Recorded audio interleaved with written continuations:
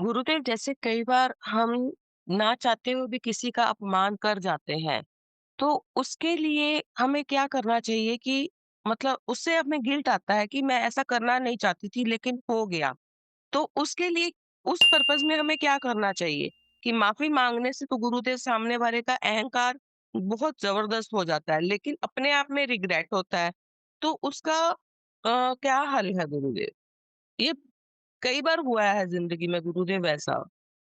ऐसा है, ये सबके जीवन में होता है कि हम लोग जो है सतोगुण, रजोगुण और तमोगुणों में ही रहते हैं।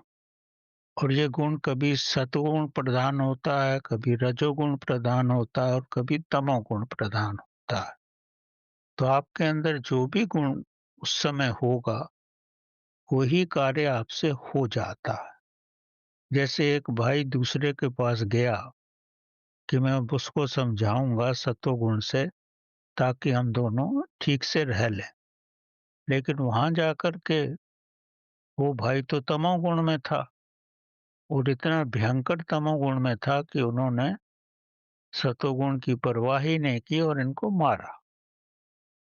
तो ये कहने का मतलब जीवन में जो भी होता है, तीनों गुणों का परवाह की वजह से ही होता है। इसमें तीनों गुणों से हर पल आप ऊपर नहीं रह सकते।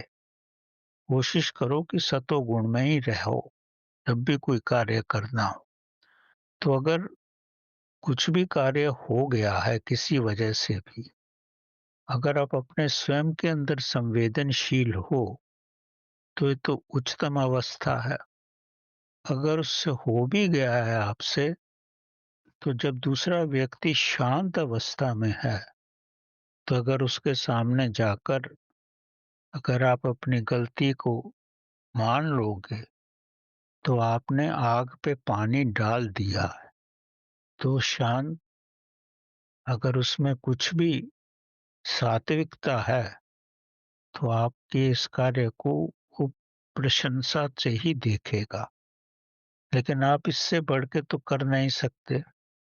तीर तो कमान से निकल गया है। अब आप उसकी केवल मरहम पट्टी ही कर सकते हो।